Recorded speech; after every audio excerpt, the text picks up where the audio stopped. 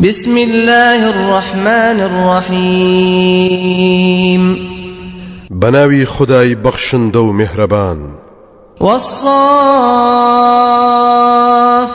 صفا سوين بفرشت الريز بوكان فالزاجرات زجرا بو فرشتانش كدخرن بسر استمكاران دا لسر مرقو لقيامتو دو زغدا فالتاليات ذكرا بوانشي كبياما اسمانيكان دقينن بپیغمبرانو بسريان دا دي خوين نوا إن إلهكم لواحد براستي خداي ايوا تاكو يچيكا رب السماوات والأرض وما بينهما ورب المشارق پروردگاری آسمانەکان و زەوی و نێوانیانە پەروەردگاری ڕۆژ هەڵاتەکانیشە إنا زينا السماء الدنيا بزينة الكواكب بێگومان ئێمە ئاسمانی دنیامان ڕازاندۆتەوە بە جوانی و ڕۆشنی ئەستێرە و هەسارەکان وحفظا من كل شيطان مارد ئاسمانمان پاراستووە لە پیلان و شەڕی هەموو شەیتانێکی سەرکەش لا يسمعون إلى الملأ الأعلى ويقذفون من كل جانب شەیتانەکان ناتوانن هەواڵی ئەو نەخشە و بەرنامانەی کە بە فریشتە پایە بڵندەکان دەستپێردرێت بیزان و بیبیستن چونکە لە هەموو لایەکەوە پارچە ئەستێرەیان بۆ دەهاوێژرێت دحورا ولهم عذاب واصب بۆ ئەوەی تێک بشتێنرێن و ڕاو بنرێن سزای سەخت و بەردەوام لە قیامەتدا بۆیان ئامادەیە إلا من خطف الخطفة فأتبعه شهاب ثاقب مەگەرەوەیان کە هەواڵێک بفڕێنێت و بیەوێت بۆی دەربچێت ئەوە ئەستێرەیەکی ڕووناک شوێنی دەکەوێت و لەناوی دەبات فاستفتهم أهم أشد خلقا أم من خلقنا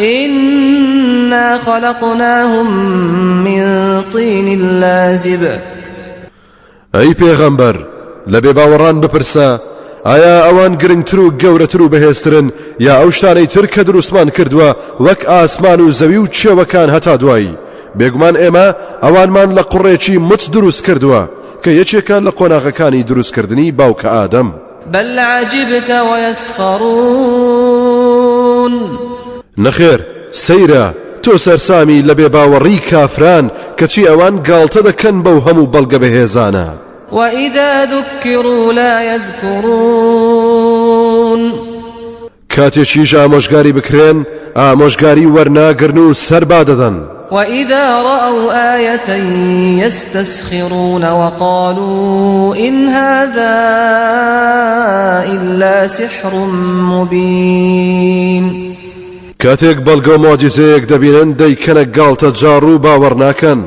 دەشانوت ئەمەی ئێمە دەیبینین و دەیبیستین جگەل لە جادوویەکی ئاشکرا شتێکی تر نییە أإذا متنا وكنا ترابا وعظاما أإنا لمبعوثون هەروەها دەڵێن ئایا کاتێک مردین و بووینەوە خاک و ئێسک ئایا ئێمە زیندوو دەکرێنەوە أو آباؤنا الأولون ئایا باوانی دێرینیشمان زیندوو دەکرێتەوە قل نعم وأنتم داخرون ئەی پێغەمبەر لە وەڵامیاندا بڵێ لە کاتێکدا کە ئێوە زەلیل و ملکەچن فإنما هي زجرة واحدة فإذا هم ينظرون جا بێگومان تەنها داچڵەکاندن و تێخوڕین و دەنگێکی بەهێزە دەست بەجێ هەمویان هەستاون و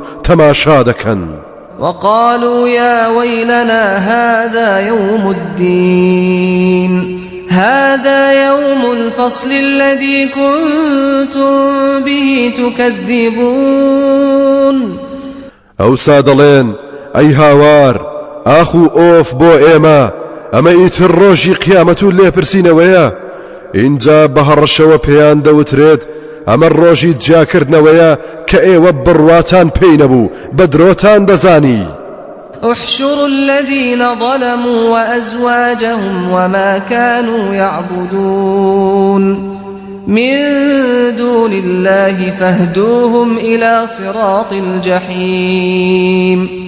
خدای گەورە فەرمان دەدا بە فریشتەکان هەموو ئەوانەی ستەمیان کردووە کۆیان بکەنەوە، خۆیان و هاوسەرانیان، خۆیان و هاوشێوەیان و ئەو شتانەشی کە دەیان پەرست لە جیاتی خوددا، اینجا ڕێنماییان بکەن بۆ ڕێگەی دۆزەخ چونکە بێباوەڕ و تاوانبارن. وقفوهم إنهم مسؤولون. لەکاتی ڕاپێچکردنیاندا فەرمان دەدرێت ئادەی بیان وەستێنن، بێگومان ئەوان پرسیار لێکراون. ما لكم لا تناصرون بل هم اليوم مستسلمون. پێیان دەوترێت ئەوە چیتانە بۆ پشتی یەکتر ناگرن، بۆ بەرگری لە یەک ناکەن. نەخێر، تازە کار لە کار ترازاوە، ئەمڕۆ هەمویان تەسلیمن و بێدەسەڵاتن. وأقبل بعضهم على بعض يتساءلون. ئالەو کاتەدا کە دەوەستێنرێن یەخەی یەک دەگرن و ڕوبەڕووی یەک بەتوندی قسە دەکەن و پرسیار لە یەک دەکەن و یەکتری تاوانبار دەکەن. قالوا إنكم كنتم تأتوننا عن اليمين. ژێردەستەکان بە ئاغاکانیان دەڵێن بێگومان ئێوە هەمیشە لای ڕاستان لێگرت بووین، هەوڵتان دەدا ئێمە بخەڵەتێنن بە درۆ و بە زۆر. قالوا بل لم تكونوا مؤمنين. ئەوانیش لە وەڵامیاندا دەڵێن نەخێر، وانییە ئێوە هەر خۆتان ئیماندار نەبوون. وما كان لنا عليكم من سلطان بل كنتم قوما طاغين. خۆ ئێمە هیچ زۆر و دەسەڵاتێکمان بەسەرتاندا نەبوو، دەستمان نەدەڕۆیش بەسەرتاندا، ئێوە هەر خۆتان لە سنوور دەرچوو بوون. فحق علينا قول ربنا إنا لذائقون. ئیتر خۆ چارەمان نییە، دەبێت بڕیاردادەی پەروەردگارمان بەسەرماندا پیادە بکرێت، دەبێت سزای بێئیمانی و تاوانباری خۆمان بچێژین. فأغويناكم إنا كنا غاوين. لە وەڵامیاندا دەڵێن ڕاستە ئێمە ئێوەمان گومڕا کردبوو، بەڵام خۆشمان هەر گومڕا و سەر لێ شێواو بووین. فإنهم يومئذ في العذاب مشتركون إنا كذلك نفعل بالمجرمين. ئەو ڕۆژە بەڕاستی هەمویان لە سزا و ئازاردا هاو بەشن، هەر وەک لە دنیادا هاوکار بوون، ئێمە بێگومان ئاوا دەکەین بە گوناهکار و تاوانباران. إنهم كانوا إذا قيل لهم لا إله إلا الله يستكبرون. ئەوانە کاتی خۆی پێیان دەوترا هیچ خودایەک نییە جگەل لە ئەڵڵا، سەریان بادەدا و فویان دەکردە خۆیان و فیزیان دەکرد. ويقولون أئنا لتاركو آلهتنا لشاعر مجنون. دانوت ئێمە چۆن واز لە خوداکانمان دەهێنین بۆ شاعیرێکی شێت. بل جاء بالحق وصدق المرسلين. نەخێر، وانییە بەڵکو ئەو حەق و ڕاستەقینەی هێناوە، ڕاستی پێغەمبەرانی پێشخۆشی سەلماندووە. إنكم لذائق العذاب الأليم وما تجزون إلا ما كنتم تعملون. مادام ئێوە کاتی خۆی بڕواتان پێ نەکرد دەبێت سزای زۆر بە ئێش بچێژن، تۆڵەتان لێ ناسەنرێت بەقەدەر ئەو کار و کردەوانە نەبێت کە کاتی خۆی ئەنجامتان دەدا. إلا عباد الله المخلصين أولئك لهم رزق معلوم. ئەوەی باسکرا حاڵی خوددانە ناسان بوو، بەڵام بەندە دڵسۆز و هەڵبژاردەکانی خوددا ئیماندارە بەڕێزەکان، ئەوان ڕزق و ڕۆزی ئاشکرای زۆر و زەبەندە و دیاری کراویان پێشکەش دەکرێت لەسەر سینی و دەفری زێڕوزی و فواكه وهم مكرمون في جنات النعيم على سرر متقابلين. میوەهاتی هەمە جۆر و هەمە چەشن هاوڕێل لەگەڵ قەدر و ڕێزێکی بێوێنەدا لەلایەن پەروەردگار و فریشتەکانەوە لە بەهەشتی پڕ لە ناز و نیعمەتدا بۆ هەمیشە دوور لە پیری و نەخۆشی و ناخۆشی ئەو بەختەوەرانە لەسەر کورسی و قەنەفە ڕازاوەکان بەرامبەر یەکتریدا دەنیشن دیارە خودای گەورە دەیخاتە دڵی ئیماندارانەوە بە تایبەتی ئەوانەی ناسیاوی یەکن تا بەدیداری یەکتر شاد ببن و ناو بەناو یادی ژیانی دنیا و خەباتیان لە پێناوی ئاینی خودادا بکەن يطاف عليهم بكأس من معين بيضاء لذة للشاربين لپرداخی تایبەتیدا شەرابی تایبەتیان بەسەردا دەجێڕن شەرابەکە زۆر سپی و بەلەزەتە بۆ ئەو کەسانەی کە دەیخۆن و نۆشی دەکەن لا فيها غول ولا هم عنها ينزفون ئەو شەرابە نەدەبێتە هۆی سەر ئێشە و ئێڵنجدان نەمەست و سەرخۆش و بێهۆشیان دەکات وەک شەرابە ناپوختەکانی دنیا وعندهم قاصرات الطرف عين لەتەنیشتیانەوە حۆری چاو گەش دانیشتون جگەل لە هاوسەرانیان چاو بۆ کەسی تر هەڵ نابڕن كأنهن بيض مكنون هەر دەڵێی هێلکەی کوڵاوی پاکرا و شاراون کەس دەستی لێ نەداون فأقبل بعضهم على بعض يتساءلون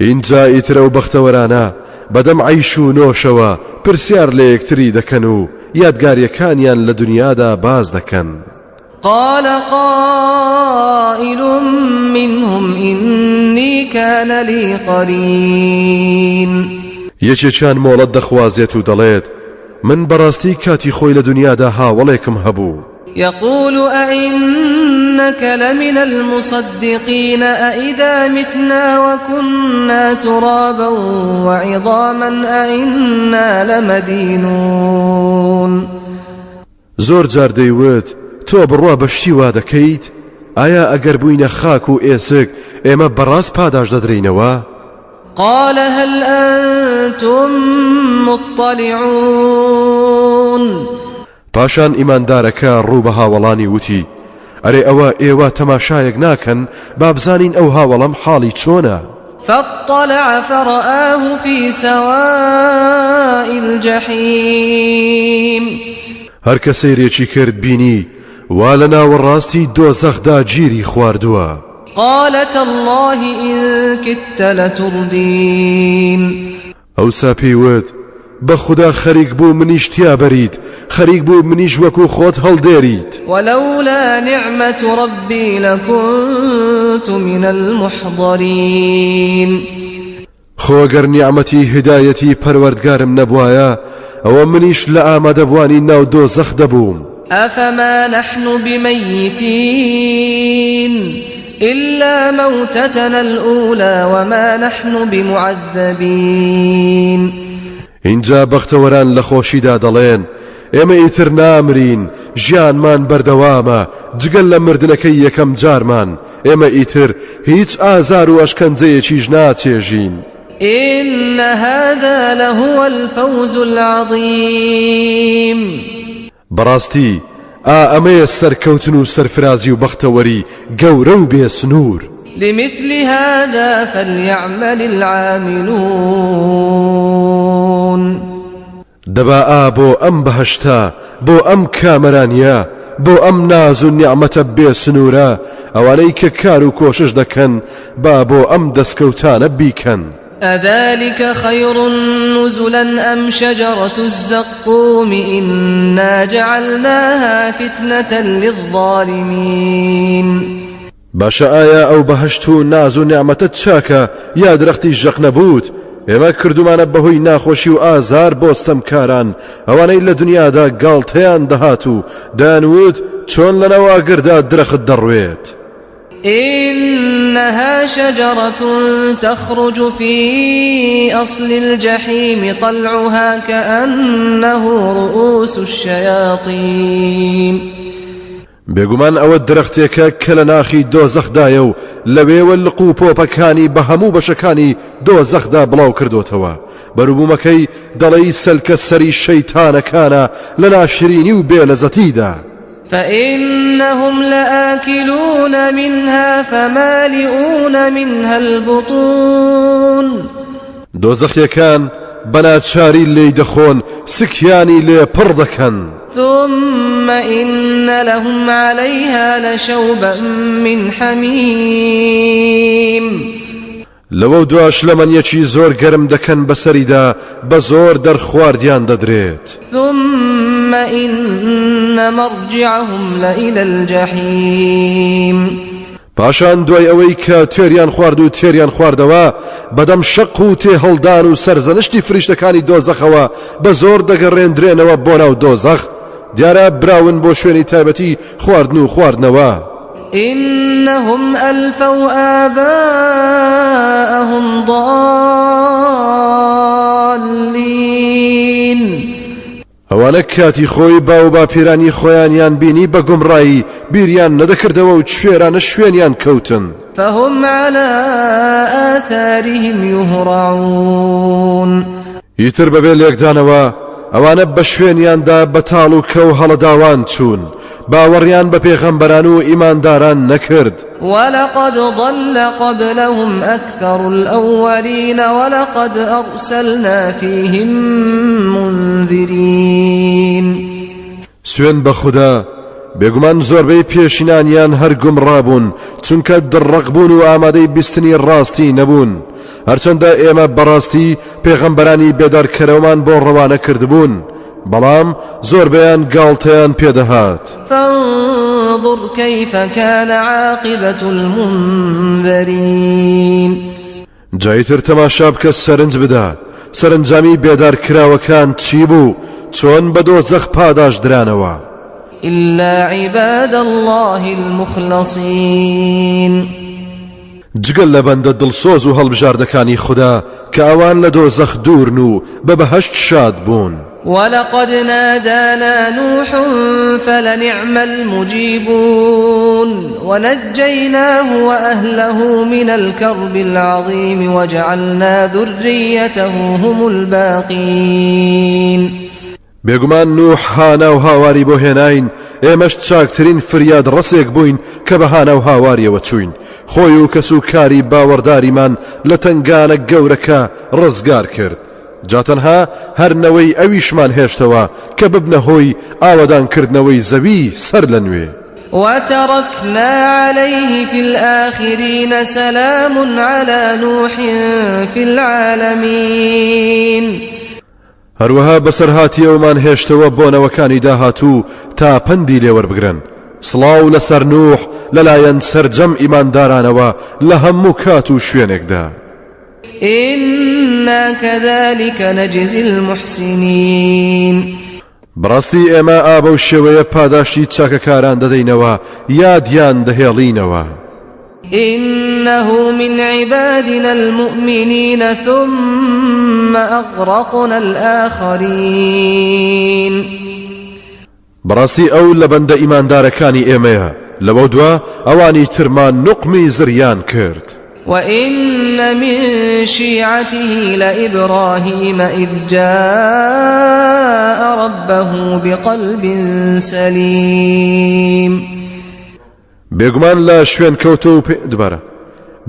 لە شوێن کەوتە و پێڕەوانی نوح ئیبراهیمە کاتێک ڕووی کردە پەروەردگاری بە پیر بانگەوازیەوە چوو بە دڵێکی پڕ لە ئیمان و یەک خوددا ناسیەوە إذ قال لأبيه وقومه ماذا تعبدون ڕۆژێک بە باوکی و قەوم و هۆزەکەی وت باشە ئەوە ئێوە چی دەپەرستن أئفكا آلهة دون الله تريدون ئایا شتی دەست هەڵبەست دەکەنە خوددا و لە جیاتی پەروەردگار دەتانەوێت بیپەرستن فما ظنكم برب العالمين فنظر نظرة في النجوم فقال إني سقيم باشە آخر ئێوە چ گومانێکتان هەیە لە پەروەردگاری جیهانیان ئەوسا چاوی هەڵبڕی بۆ ئاسمان و تەماشایەکی ئەستێرەکانی کرد لە داخی بیر و بۆ چوونیان. دیارە کە سبەی جەژنیان بووە و داوەتی حەزرەتی ئیبراهیمیشیان کردووە، ئەمیش حەزی نەکردووە و بێزار بووە، بۆیە وتی من نەخۆشم. فتولوا عنه مدبرين فراغ إلى آلهتهم فقال ألا تأكلون. ئەوانیش بەجێیان هێشت و ڕۆیشتن. ئەوسا بە پەنهانی چوو بۆ لای بتەکانیان و وتی ئەوە ناخۆن؟ دیارە کە خۆراکیان بۆ بتەکان داناوە. ما لكم لا تنطقون فراغ عليهم ضربا باليمين.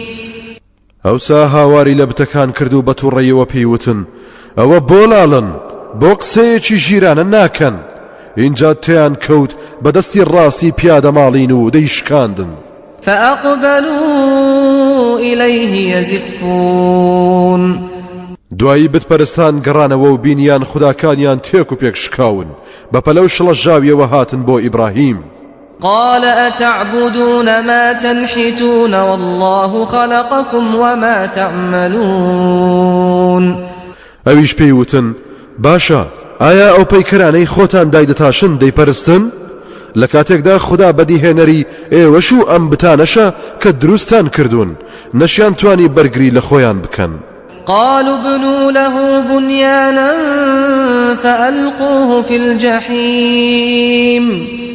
کەچی بیریان نەکردەوە لەو بەڵگە بەهێزانە و وتیان شوێنێک دروست بکەن و ئاگری تێدا بکەنەوە و ئیبراهیمی تێفڕێدەن با بسووتێت و لەناو بچێت. فأرادوا به كيدا فجعلناهم الأسفلين. ئەوان ویستیان پیلانێکی بۆ دروست بکەن، ئێمە ئەوانمان تێک شکاند و ڕیسوامان کردن. وقال إني ذاهب إلى ربي سيهدين.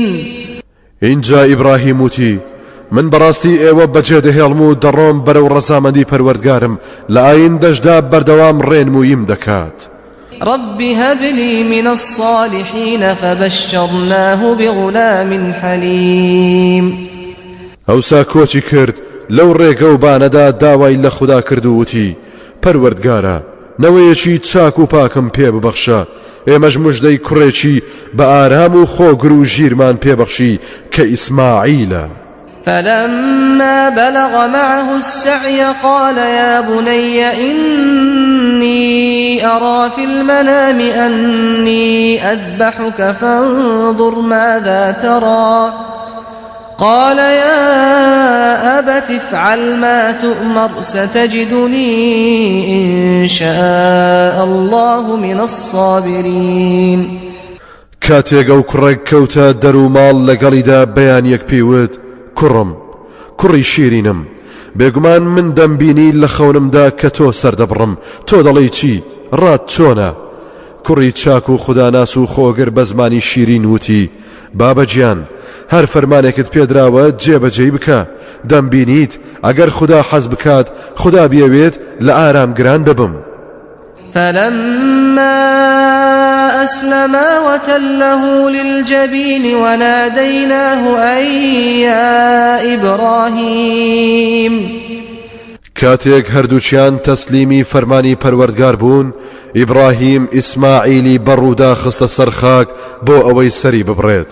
ئێمەش بانگمان لێ کرد ئەی ئیبراهیم قد صدقت الرؤيا إنا كذلك نجزي المحسنين.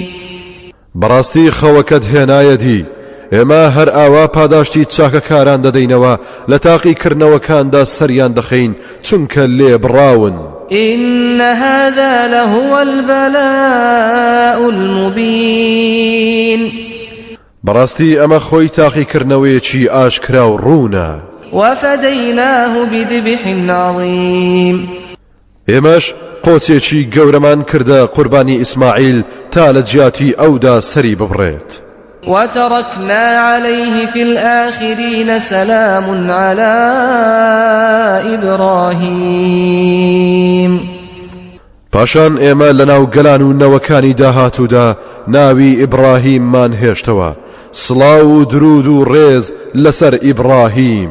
كذلك نجزي المحسنين إنه من عبادنا المؤمنين ئێمە ئابەو شێوەیە پاداشتی چاکەکاران دەدەینەوە بەڕاستی ئەمیش لە بەندە ئیماندارەکانی ئێمەیە وبشرناه بإسحاق نبيا من الصالحين مژدەی هاتنە دنیای ئیسحاقیشمان پێبەخشی کە ئەویش پێغەمبەرێکە لە چاکان وباركنا عليه وعلى إسحاق ومن ذريتهما محسن وظالم لنفسه مبين خێر و بەرەکەتمان ڕژان بەسەر ئیبراهیم و بەسەر ئیسحاقدا و لەنەوەی هەردووچیان واتە ئیسماعیل و ئیسحاق چاکان و پاکان هەروەها ئەو کەسانەش پەیدا دەبن بەڕوونیستەم لە خۆیان دەکەن ولقد مننا على موسى وهارون ونجيناهما وقومهما من الكرب العظيم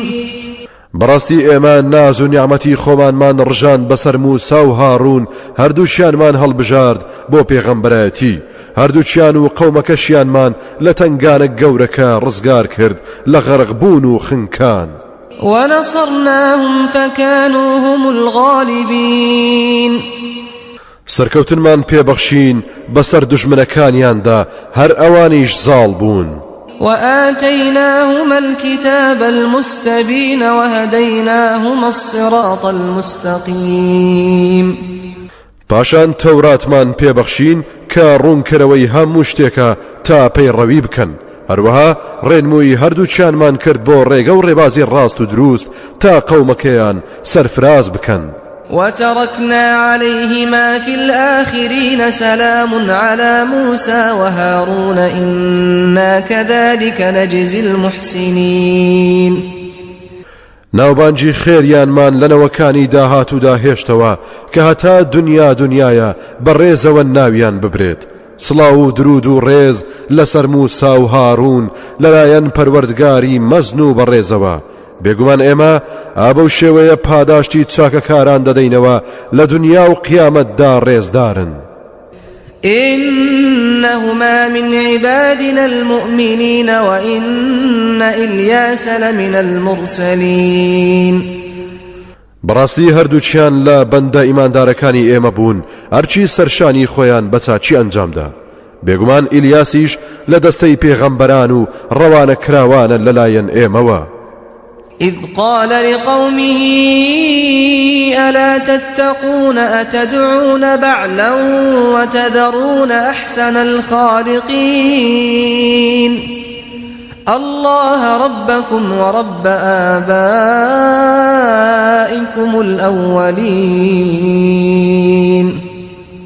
ئەو کاتە ئەویش بە قەوم و گەلەکەی خۆی وت ئەوە ناکرێت خوددا ناز بن ئەوە بۆ لە خوددا ناترسن ئایا ئێوە هانا و هاوار و نزا بۆ بەعل دەبن بەعل بتێکی گەورە بوو دەیان پەرست و واز لە خوددا پەرستی دەهێنن لە کاتێکدا ئەو زاتە چاکترینی دروستکارەکانە کە ئەڵڵایە پەروەردگارتانە پەروەردگاری با و باپیرانی دێری نیشتانە ئەوە بۆ بیرێک ناکەنەوە فكذبوه فإنهم لمحضرون إلا عباد الله المخلصين کەچی ئەوان بڕوایان پێ نەکرد کەوابوو بێگومان ئەوان ئامادەکراون بۆ دۆزەخ جگەل لە بەندە دڵسۆز و هەڵبژاردەکانی خوددا وتركنا عليه في الآخرين سلام على إلياسين اینجا ناوبانجی خێری ئیلیاسمان لەنەوەکانی داهاتوودا هێشتەوە سڵاو و درود و ڕێز لەسەر ئیلیاسین بێت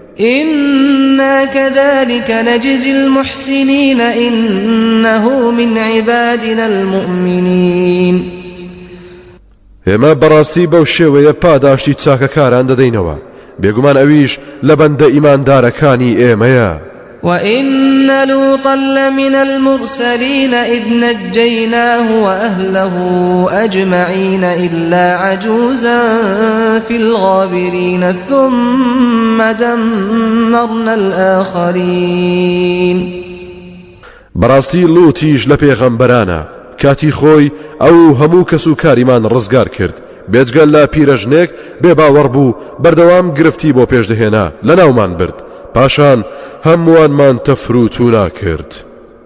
وإنكم لتمرون عليهم مصبحين وبالليل أفلا تعقلون بێگومان ئێوە هەموو بەیان یەک دەڕۆن بەسەر شوێنەوارەکانیاندا هەروەها لە شەویشدا هەندێک جار لەوێوە تێدەپەڕن. ئایا ئەوە ژیریتان ناخەنە کار و بیرێک ناکەنەوە چیمان بەسەرهێنان؟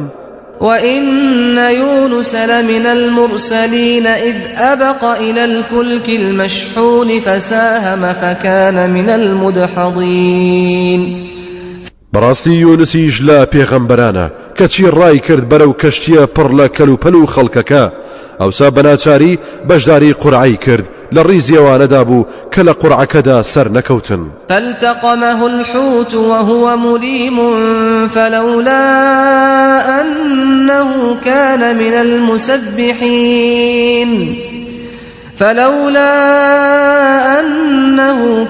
من المسبحين للبث في بطنه إلى يوم يبعثون.